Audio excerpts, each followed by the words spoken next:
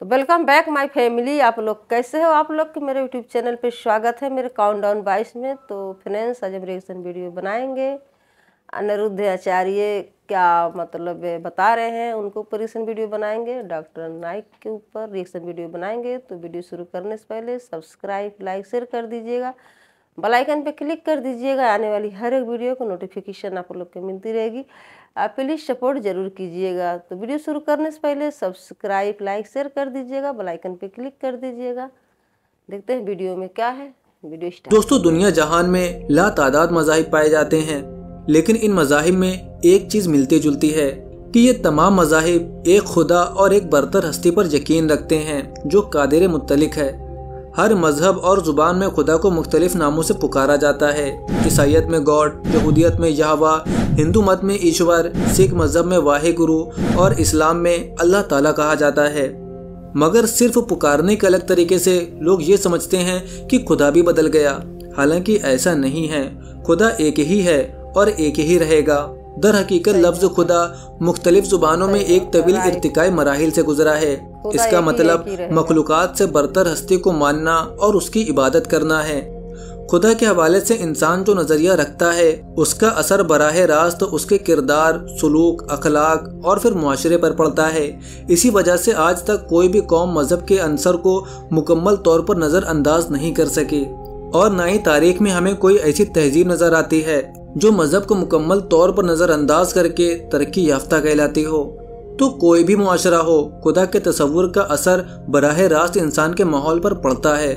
ये अलग बात है कि किसी और मजहब को अपनाने पर तनकीद का निशाना बनाया जाता है, क्योंकि उमूमी तौर पर लोग समझते हैं कि हमारे मजहब का खुदा कोई और है और दूसरे मजहब का खुदा कोई और। उनको ये हकीकत हिदायत के रास्ते पर लाने से रोकती है, और ये यकीनन शैतान का वसवसा है जो इंसान को गुमराही के अंधेरों का मुसाफिर बनाने की कोशिश करता है। और इंसान भी फिर डरते हैं कि सच्चे मजहब को पा लेने के बाद भी अपना मजहब छोड़ें तो क्या हमारा खुदा तो नाराज नहीं हो जाएगा। दोस्तों, इसी से मिलता जुलता सवाल एक लड़की ने डॉक्टर जाकिर नाइक से किया था। वो लड़की इस्लाम कबूल करना चाहती थी, मगर सामने आने से डरती थी, क्योंकि वो नहीं चाहती थी कि उसके घर वालों को इस चीज की भनक भी पड़े कि वो अपना मजहब छोड़ना चाहती है। तो उसने सामने आने की बजाय अपना सवाल एक पर्ची पर लिखकर डॉक्टर जाकिर नाइक के इज्तिमा के मुंतजिम के पास भेजा। उन्होंने उस बहन की बात का मान रखा और उसका नाम लिए बगैर खुद पढ़कर डॉक्टर साहब को सवाल सुनाया ताकि वो इसका जवाब दे सके। उस लड़की ने पूछा कि मैं गैर मुस्लिम हूँ और इस्लाम कबूल करना चाहती हूँ। क्या इसका मतलब है कि मेरे मजहब का खुदा मुझे सजा देगा? I have a question from a non-Muslim sister on the slip. Says I am a non-Muslim girl and I am considering to revert to Islam. But would this mean my God in my religion will punish me?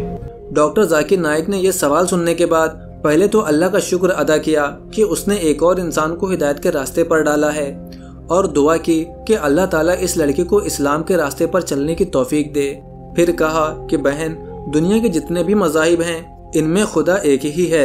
दर हकीकत खुदा एक है और मजहब भी एक है, मगर इंसानों ने शैतान के बहकावे में आकर अपने अपने मजहब बना लिए जो कि हर तरह से गलत है। मुसलमानों, ईसाइयों, हिंदुओं, इन सब का खुदा अलग नहीं, इंसानों समेत तमाम मखलूकात का एक ही खुदा है। और मैंने तमाम मज़ाहिब में खुदा के तसव्वुर से मुताल्लिक एक तफसीली लेक्चर भी दिया है, जिसमें मैंने साबित किया कि तमाम मज़ाहिब कहते हैं कि खुदा एक है, उसकी कोई शबी नहीं, वो तख्लीक नहीं, उसके पास तमाम जहान की ताकत है, तो खुदा एक ही है।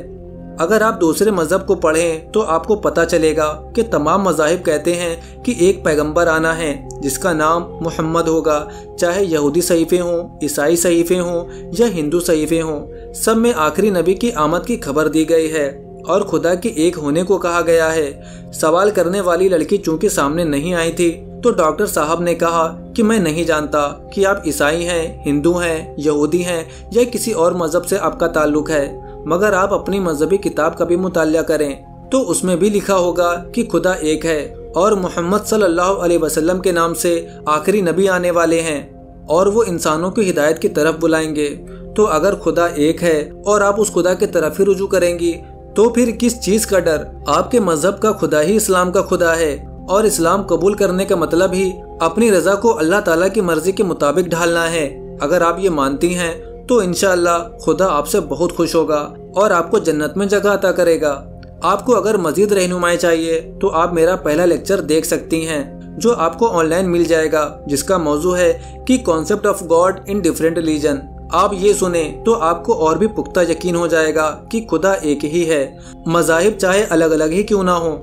I don't know whether you're a Christian or a Jew or a Hindu, but whichever religion you belong to, inshallah, most probably, even in your religious book, it will be mentioned God is one. It will be mentioned that there is a messenger to come whose name is Muhammad, and he will guide you to the truth, peace be upon him.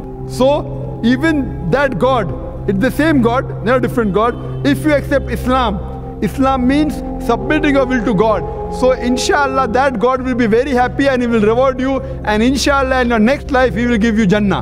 दोस्तों, doctor Zakir Naik ने अपने जवाब में अपने एक lecture का हवाला दिया था जिसका उन्वान था कि मुख्तलिफ मज़ाहिब में खुदा का तसव्वुर।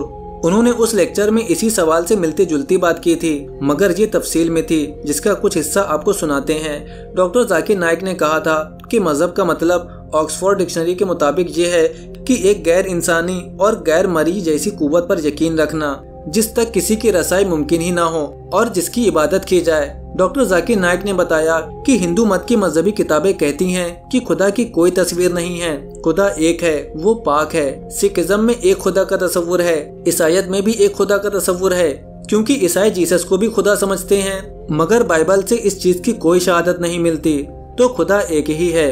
बेशक किसी भी मजहब को खोल लें, देख लें और मजहब की बात की जाए तो मजहब भी एक ही है, और जो अल्लाह के नजदीक काबिल कबूल है वो इस्लाम है। दूसरे मज़ाहिब तो शैतान के बहकावे में आकर इंसानों ने खुद बनाए हैं। सूरह आले इमरान में अल्लाह ताला फरमाता है कि खुदा की नज़र में वाहिद काबिल कबूल मजहब सिर्फ इस्लाम है। मजहब सिर्फ एक था, मगर पैगंबर काफ़ी भेजे गए। तो जब भी उसने कोई पैगंबर भेजा कौम के रहनुमाई के लिए, मगर उस पैगंबर के चले जाने के बाद पैगाम आहिस्ता आहिस्ता तब्दील होता गया। फिर एक नया पैगंबर आया और वो एक ताज़ा पैगाम लाया और कौम की रहनुमाई की, मगर फिर उसके चले जाने के बाद पैगाम रफ्ता रफ्ता मिटता गया, और ये साइकिल कई ज़मानों तक चलता रहा। जितने भी पैगंबर अल्लाह ताला ने भेजे उन सबका पैगाम एक ही था कि खुदा की इबादत करो। और आखिरी पैगाम जो अल्लाह ताला ने भेजा वो कुरान पाक था। कुरान पाक में अल्लाह ताला फरमाता है कि फरमा दीजिए कि अल्लाह को पुकारो या रहमान को पुकारो, जिस नाम से भी पुकारते हो सब अच्छे नाम उसी के हैं, और न अपनी नमाज बुलंद आवाज से करें न बिल्कुल आहिस्ता पढ़ें, और दोनों के दरमियान रास्ता इख्तियार फरमाएं। आप अल्लाह ताला को किसी भी नाम से पुकारें, बस वो नाम अच्छा होना चाहिए, किसी भी मखलूक की खुसूसियात नहीं होनी चाहिए, और नाम ऐसा हो जो अल्लाह ताला के शयान शान हो। He reveals the instruction manual, and the last and final instruction manual is the glorious Quran. The Quran says in Surah Isra, chapter number 17, verse number 110, Qulidullah Abidur Rahman, Ayamatadu, Falal Asmaul Husna. Say call upon him by Allah or by Rahman. By whichever name you call upon him, to him belongs the most beautiful name. You can call Allah subhanahu wa ta'ala by any name, but it should be a beautiful name. It should be a name given by Allah subhanahu wa ta'ala. It should not conjure up a mental picture. Doctor Zakir Naik ने बताया कि कुछ लोग कहते हैं क्यों एक ही खुदा है, बहुत से खुदा क्यों नहीं है।